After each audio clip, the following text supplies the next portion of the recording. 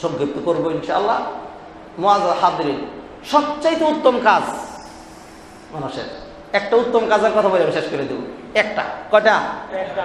আল্লাহ বলেছেন, ওয়ামান আহসানু কওলাম মিম্মান দাআ ইলাল্লাহি ওয়া আমিলা সালিহান ওয়া ক্বালা ইন্নানি মিনাল মুসলিমিন। আছে কোরআনে? জি আছে। মান আহসানু, তার চেয়ে বেটার, তার চেয়ে বেস্ট আর কে হতে পারে যে মানুষকে কোন দিকে জানি ডাকে? আল্লাহর দিকে। ঠিক তো? ওমান আহসানু কওলাম মিম্মান দাআ ইলাল্লাহ ওয়া আমিলা সালিহান, আর নিজে নেক আমল করে, ওয়া ক্বালা ইন্নানি মিনাল মুসলিমিন। এই আয়াত দিয়া আমরা দাওয়াত দেই, এই আয়াত দিয়া আমরা দাওয়াত দেই। আমার সাথে থাকেন, আমি ভুল করলে সমস্যা নাই, ডক্টর সাইফুল্লাহ ভাই আছেন, সংশোধন করে দেবেন অবশ্যই।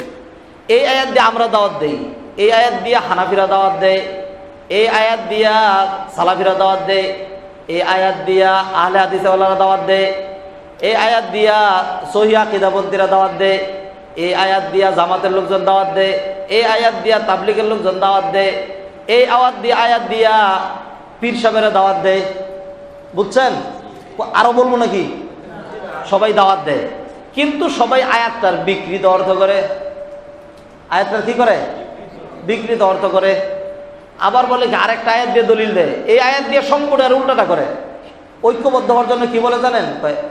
ওয়াতাসিমু বিহাবলিল্লাহি জামিআন ওয়া লা তাফাররাকু, তোমরা আল্লাহর রজ্জুকে সম্মিলিতভাবে ধরো, বিচ্ছিন্ন হয় না। আল্লাহর রজ্জুকে ধরার জন্য আর করে বলে এইটা হলো আমার দল, আসেন আমরা একসাথে মিলা এটাকে ধরি। তাইলে কি আপনি সম্মিলিত করলেন নাকি মানুষকে বড় দল থেকে আলাদা করে ছোট্ট একটা মধ্যে নিলেন? আমার কথা বুঝছেন নাকি বুঝেন নাই? তাইলে আয়াত পরে একটা, অর্থ হয় আর একটা। মান আহসানু কওলাম মিম্মান দাআ ইলাল্লাহ, যে ব্যক্তি মানুষকে আল্লাহর দিয়ে ডাকে, ইলাল্লাহ কোন দিকে? আল্লাহর দিকে। ভাইজান বুঝালেন, সহি অর্থে একমাত্র আল্লাহর দিকেই ডাকতে হবে। কার দিকে? কোন রকম কালার যদি লাগান, আমি এই পন্থী, এই পথের দিকে আসেন, আমি অমুক দলের, আমি অমুক পার্টির, আমি অমুক আন্দোলনের, আমি অমুক এই গ্রুপ, যে কোনো ভাবেই বলেন আপনি আপনি আপনি যেমন মনে করতেছেন আপনিই সহি, আরেকজনও তো মনে করতেছে আমি, সে ওইটার দিকে ডাক দিয়ে মনে করতেছে আল্লাহর দিকে। ভুল ভুল, একদম উন্মুক্ত ভাবে আল্লাহর দিকেই ডাকতে হবে। কার দিকে? আল্লাহর দিকে ডাকতে হবে। ওয়া আমিলা সালিহান ওয়া ক্বালা ইন্নানি মিনাল মুসলিমিন। নিজের জন্য আর অন্য কোনো পরিচয় ধারণ করবেন তো সমাজে কনফ্লিক্ট তৈরি করবেন, লাগালাগি করবেন। আজকের দিনের শিরকের যেরকম সমস্যা, বেদাতের যেরকম সমস্যা, আমাদের সমাজে পর্দাহীনতার যেরকম বড় সমস্যা, এর চেয়ে বড় সমস্যা হইল মানুষ 100% মানুষ মনে হয় হারাম খায়। হারাম, আমি বিভিন্ন জায়গায় বলি ওয়ান ওয়াজ করতে ভয় লাগে না। গতকালকে এখানে আলোচনা করে এই হারামের ব্যাপারে, যখন হারামের ব্যাপারে আলোচনা করি তখন ভয় লাগে। কারণ কি? নিজে যে হারামের সাথে জড়িত, নিজে যে হারামের সাথে জড়িত, কি করব, কোন দিক দিয়ে কেমনে চলে আসতেছে। ইয়াতি আলান নাসি জামান, আন আবি হুরায়রা রাদিয়াল্লাহু তাআলা আনহু ক্বালা রাসূলুল্লাহ সাল্লাল্লাহু আলাইহি ওয়াসাল্লাম ইয়াতি আলান নাসি জামান লা ইউবালিল মারউ মিন আইনা আখাযা মিনাল হালাল আম মিনাল হারাম, রাওয়াহুল বুখারী। ইমাম বুখারী হাদিস riwayat করেছেন, এমন একটা জমানা চলে আসবে মানুষ ভ্রুক্ষেপ করবে না কোত্থেকে সে নিল, হালাল থেকে নাকি হারাম থেকে। আমার যে ডিউটি ছিল, আমি যে চাকরি করি, আমার যে ডিউটি ছিল দৈনন্দিন 10 ঘন্টা, সেইখানে যে 3 দিন ডিউটি করলাম না, আরেকদিন 1 ঘন্টা, আরেকদিন হাফ ঘন্টা, এরপরে পুরো মাসের বেতনটা যে নিলাম, বেতনটা কি 100% হারাম হয়েছে? কথা বুঝছেন? এইটাও বড় সমস্যা। যাই হোক, এরকম বহুত সমস্যা আছে, হালাল হারাম নিয়ে আমি আলোচনা করবো না। কিন্তু আমার মনে হয় এই বর্তমান যুগের সবচেয়ে বড় সমস্যা যেটা হয়েছে সেটা হলো যৎসামান্য কারণে আমরা যারা দ্বীনী পন্থী, আমরা যারা দ্বীনের দিকে ডাকি, যৎসামান্য কারণে এমন অবস্থা যে আমি মরার আগেই জান্নাতে গেছি গিয়া, আর ওই লোকের যে একটু ত্রুটি আছে মরার আগেই তাকে জাহান্নামে দিয়ে দিব। আমার কথা বুঝেন নাকি বুঝেন না? মানে নিজেকে এতটা পিউরিফাই, এতটা পারফেক্ট, এতটা কমপ্লিট, এতটা নির্ভুল, এতটা কারেক্ট মনে করে যে মনে হয় আমি দুনিয়াতেই জান্নাতি। আর আরেকজনের যৎসামান্য ভুলের কারণে তাকে এইরকম মনে করছে। আমি যশোরে এক প্রোগ্রামে গেছি, বুঝছেন, সেখানে একজন আমার প্রশ্ন করছে যে এই যে দেখেন প্রশ্নের ধরনটা, নাভির নিচে যারা হাত বাঁধে তাদের কি নামাজ হয়? নামাজ হয় কিনা এটা প্রশ্ন করছে। তার মানে তার আকীদাটা কতটা শক্ত আকীদা, চিন্তা করেন। হ্যাঁ, এরপরে যখন বললাম যে হ্যাঁ নামাজ হবে না কেন, এটা নিয়ে পরে আবার আমাকে ধরছে আলাদা। হ্যাঁ, আপনি এমন জবাবটা দিলেন, তার মানে তার আকীদা হলে নামাজই হয় না। এত বাড়াবাড়ি যদি কেউ করেন যে কোনো দিক দিয়ে, আপনি সবই করতে পারবেন, মানুষের মাঝখানে দিনের কাজ করতে পারবেন না। মানুষের মাঝখানে দিনের কাজ করতে পারবেন না। রাসূলুল্লাহ সাল্লাল্লাহু আলাইহি ওয়াসাল্লাম এইভাবে করেন নাই, সাহাবায়ে কেরাম এইভাবে করেন নাই। এই জন্য আমাদেরকে পোলাইট হইতে হবে। কি হইতে হবে? উদউ ইলা সাবিলি রাব্বিকা বিল হিকমা, হিকমতের সাথে। কুল হাযিহি সাবিলি আদউ ইলাল্লাহ আলা বাসীরাতিন আনা ওয়া মান ইত্তাবা'আনি ওয়া সুবহানাল্লাহি ওয়া মা আনা মিনাল মুশরিকিন। বিচক্ষণতা থাকতে হবে, বাসিরাত। আপনি হাসতে হবে, আপনি মানুষকে যৎসামান্য কারণে কাছে টেনে নিয়ে আসতে হবে। আমি উদাহরণ দেই, বুখারীর হাদিস, মা আয়েশা রাদিয়াল্লাহু তাআলা বলছেন, আল্লাহ সুবহানাহু ওয়া তাআলা প্রথম দিনই যদি বলতেন এই আরব সমাজ জিনার ধারে কাছেও যাবে না, মদের ধারে কাছেও যাবে না, এখন থেকে পুরো পর্দা করবা, তাহলে আরব জাহানের লোক বলতো আমাদের এই দিন দরকার নেই, আমরা জিনাও ছাড়বো না, আমরা মদও ছাড়বো না। আল্লাহ সুবহানাহু ওয়া তাআলা কি করলেন?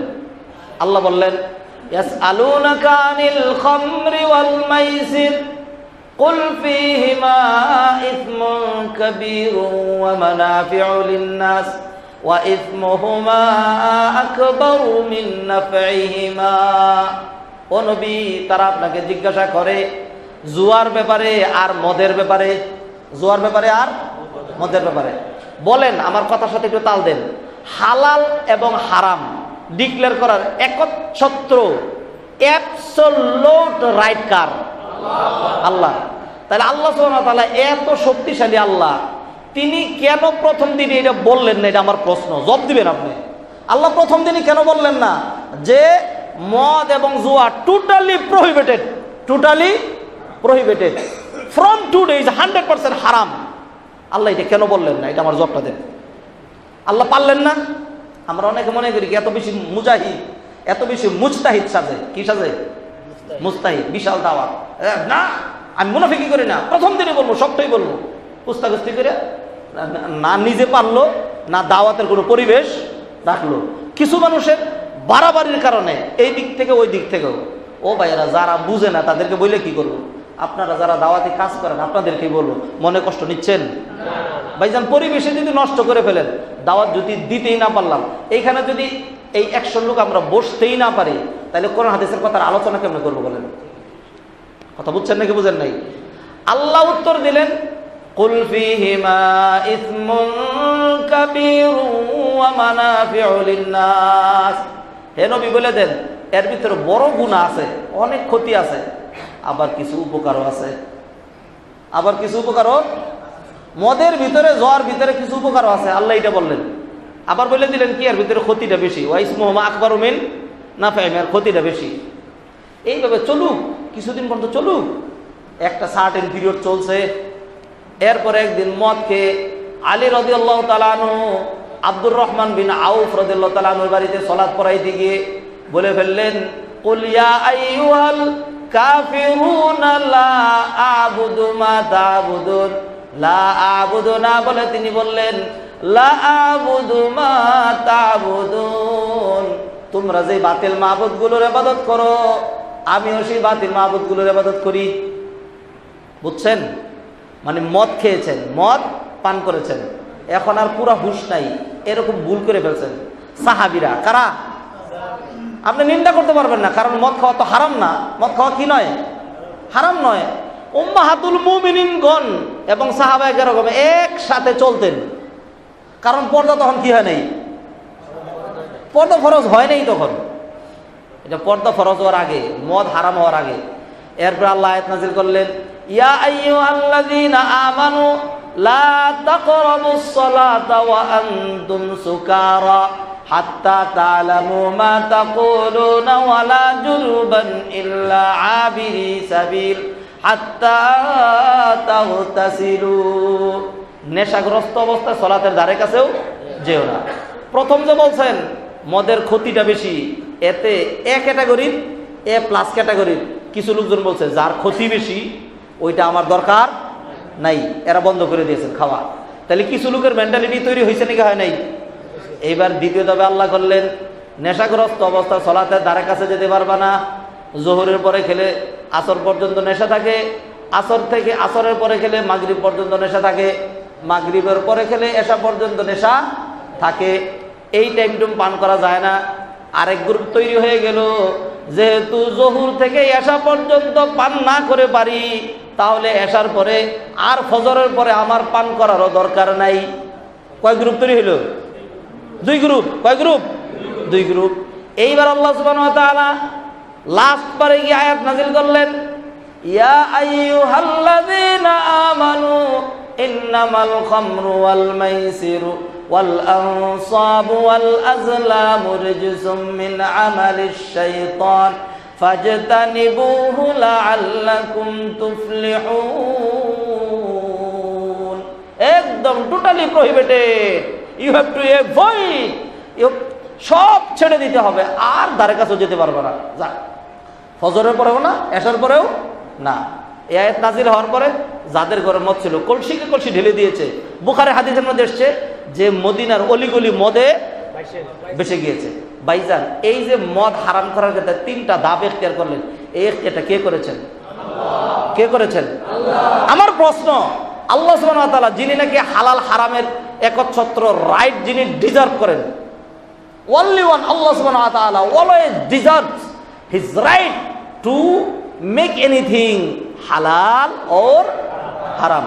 সেই আল্লাহ কেন এত সুপ্রিম পাওয়ারের অধিকারী হওয়ার পরেও ইন্নাল্লাহা আলা কুল্লি শাইইন কাদির, সুপ্রিম পাওয়ারের অধিকারী, তিনি পারলেন না প্রথম দিনই মদটা হারাম করে দেওয়ার জন্য? করেন নাই। আল্লাহ আমাদেরকে শিখিয়েছেন দাওয়াতের কিছু কি আছে, উসুল রয়েছে। ভাইজান, আপনি ধরেন সবচেয়ে বড়টা আগে ধরেন, সবচেয়ে বড়টা আগে ধরেন। সব একসাথে ধরেন কেন? সব একসাথে ধরবেন কোনো কাজ হবে না। সব একসাথে ধরবেন আপনিও মরবেন, সব একসাথে ধরবেন আপনিও মরবেন। এটা আরবিতে বলে তলাবুল কুল ফাউতুল কুল। সব ধরতে গেলে সব ছুটে যায়। আমি একটা ছোট্ট গল্প বলি, দাওয়াতে এইটা বলার জন্য আসি নেই, মনে পড়ছে আর কি। আমি ঢাকা মেডিকেলে যখন লালবাগ মাদ্রাসার ছাত্র ছিলাম, এক রুগী দেখতে গেছি। সেখানে গিয়ে দেখি এক জুয়ান কাল্লা পাঠা, লেংটি দেওয়া, এইরকম সিধা তারা ফালায় রাখছে, লোকজন জমা হয়ে দেখতেছে। যেরকম তাগরা জোয়ান, কিছু মনে করেন, আল্লাহ তারা মাফ করুন। আমিও গেছি, কি হয়েছে? কই মাছ ধরছিল। কি ধরছে? কই মাছ। কই মাছ ডুব দিয়ে একটা ধরছে, এখন এক হাতে একটা নিচে। আচ্ছা, এখন দুই পায়ের নিচে আরো দুইটা পড়ছে। আচ্ছা, এখন আরেকটা ধরছে, হাত হইলো দুইটা। দুর্গার মতো যদি 10টা হাত হইতো তাহলে না কি হইতো? তা আল্লাহ তারা দুর্গার মতো বানায় নাই, মানুষ বানাইছে, দুই হাতে দুইটা। এখন সে চিন্তা করলো এই দুইটাও লাগবে, পায়ের নিচে যেটা পড়ছে সেইটাও। আলাম সালাম ফদ্দাল, শেষ করে দিচ্ছি, শেষ চলে আসেন। ফদ্দাল ফদ্দাল ফদ্দাল ফদ্দাল আনা আনা উলকিল মুহাদারা ওয়া আনা ওয়াকিফ। লা লা আযাম তা আযাম দেশে আযাম তো বিল্লাহ বিল্লাহ আলাইহি আযাম।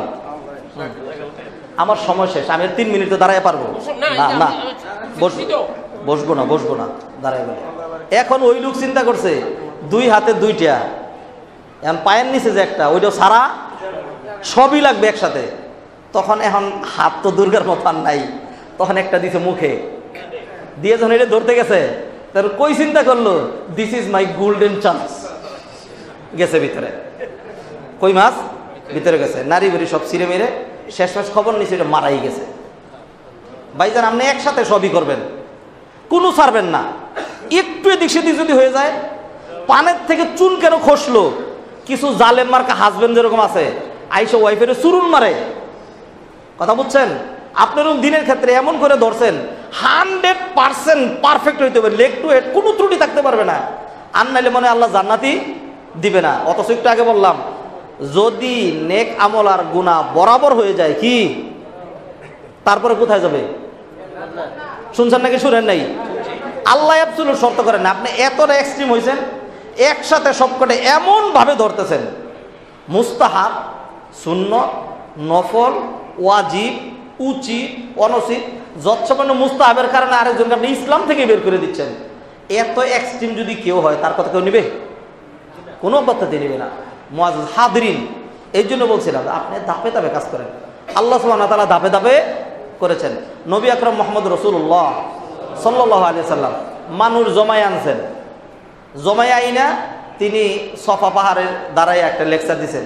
সেখানে তিনি এই কথাগুলি বলছিলেন, আমার দিকে দেখেন, আপনারা আপনাদের জানা অনুযায়ী জবাব দিয়েন। ঈমান আনো আল্লাহর প্রতি, আমার প্রতি, আখিরাত মানতে হবে, লাত মানাত উজ্জা সব ছাড়তে হবে, ভাগ্যের ভালো মন্দ বিশ্বাস করতে হবে, ইমানের মৌলিক 7টা পয়েন্ট, আল ইমানু বিদুয়া সাবউনা শুবা, ইমানের ৭৯টা শাখা প্রশাখা সবটা লাগবে। এই সবগুলো তাদেরকে একসাথে ছাপাইছিলেন? দেখাই না, সব কিছু ভূমিকা একটা দিয়েছেন। এরপরে বলেন আইয়ুহান নাস কুলু লা ইলাহা ইল্লাল্লাহ তুফলিহু। হে মানুষেরা, লা ইলাহা ইল্লাল্লাহ বলো। কি লা ইলাহা ইল্লাল্লাহ? তাইলে সফলতা পেয়ে যাবা। লা ইলাহা ইল্লাল্লাহ বলো, তাইলে কি পেয়ে যাবা? সফলতা পেয়ে যাবা। তাহলে দাওয়াতের ক্ষেত্রে ধাপে ধাপে দরকার আছে নাকি দরকার নাই? দরকার আছে। আর যৎসামান্য কারণে ভাইজান হক কিন্তু অনেক সময় দুইটাও হইতে পারে। হক অনেক সময় দুইটাও হইতে পারে। এমন নয় যে আমি যা বুঝছি এইটাই বুঝ, এর বাহিরে আর কোনো বুঝ নাই। আল্লাহ সুবহানাহু ওয়া তাআলা আমাদেরকে একটু পোলাইট হওয়ার, আমাকে টাইম দেওয়া হয়েছে 9টা 15 পর্যন্ত। আমি 9টা 15 পর্যন্ত কথা বলবো ইনশাল্লাহ। আর 1 মিনিট আছে। যাই হোক, ওই গড়িটা স্লো আছে, সেই জন্য লম্বা করছি না। আল্লাহ সুবহানাহু ওয়া তাআলা আমাদেরকে তাওফিক এনায়েত করুন। আমি যেহেতু দেরি করে আসছি, আর কি আলোচনা করব? 2-4টা কথা বললাম, আর আজকে শায়েখকে বসায় রেখে আমার কথা লম্বা করবো সেটা উচিত নয়। আসুন ভাইয়েরা, যদি আপনি আল্লাহর জন্য কাজ করতে চান, কার জন্য? সবসময় মনে রাখবেন, আমরা যদি কিছু উদার কথা বলি তাহলে যারা এক্সট্রিম এদের খুব খারাপ লাগে। কি লাগে? অনেক জায়গায় তো আমরা বিভিন্ন জায়গায় আলোচনা করতে যাই, মাহফিল করতে যাই, এক একজনে তার এক একটা টার্গেট আছে। একজন হলো সংগঠনপন্থী, যদি সংগঠন মার্কার কথা না বলা হয় তাহলে এটা হয় নাই, এ ওয়াজ কিচ্ছুই হয় নাই। আরেকজন হলো তাবলিগপন্থী, যদি ওই উসুল মার্কার কথাবার্তা না হয় তাহলে এটা কোনো ওয়াজই হয় নাই। আরেকজন হলো মাযহাবী, এখন যদি ওই ধাঁচে কথা না বলা হয় তাইলে এটা কোনো ওয়াজই হয় নাই।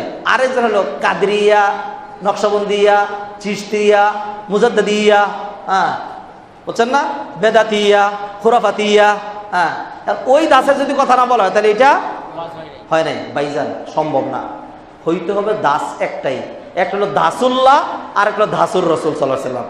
আল্লাহর ধাঁচে এবং রসুলের দাসে, কোরআন এবং হাদিস দিয়ে। কি দিয়ে হইতে হবে? কোরআন হাদিস দিয়ে। এই জন্য বিভিন্ন জায়গায় আমি অ্যাপ্লাই করি। ও ভাইজান, কোরআন কাদের? কোরআন আল্লাহ নাজিল করেছেন, ঠিক আছে। কোরআন কি শুধু মুসলমানদের? শুধু মুসলমানদের না, আরো এ করে নিয়ে আসি। কোরআন আপনি বলবেন নির্দিষ্ট একটা দলের না, কোরআন সবার। যখন আপনি বলবেন কোরআন সবার, তাইলে এর মধ্যে যারা নাকি কোরআনের কিছু বিরোধিতাও করে তারাও তো বুঝবে যে না, কোরআনটা আমার। কোরআনটা কি? এখন যদি আপনি স্লো মোশনের ডুজ দেন তাহলে তার মধ্যে আগে যে গরমটা ছিল এখন এটা সোজা হয়ে যাবে, আস্তে করে কি হয়ে যাবে। এই কৌশলটুকুন করা দরকার আছে নাকি নেই? আছে। আল্লাহ কোরআনটা সবার জন্য দিয়েছেন, আবার কোরআনে আল্লাহ বলে দিয়েছেন শুধু মুসলমানদের না, হুদাল্লিন নাসি ওয়া আনজালাল ফুরকান। আল্লাহ সুবহানাহু ওয়া তাআলা আমাদেরকে কৌশলের মাধ্যমে সুন্দর করে এক্সট্রিম না হয়ে দ্বীনি দাওয়াতি কাজ করার তৌফিক এনায়েত করুন। ওয়া মা তাওফীক ইল্লা বিল্লাহ। আসসালামু আলাইকুম।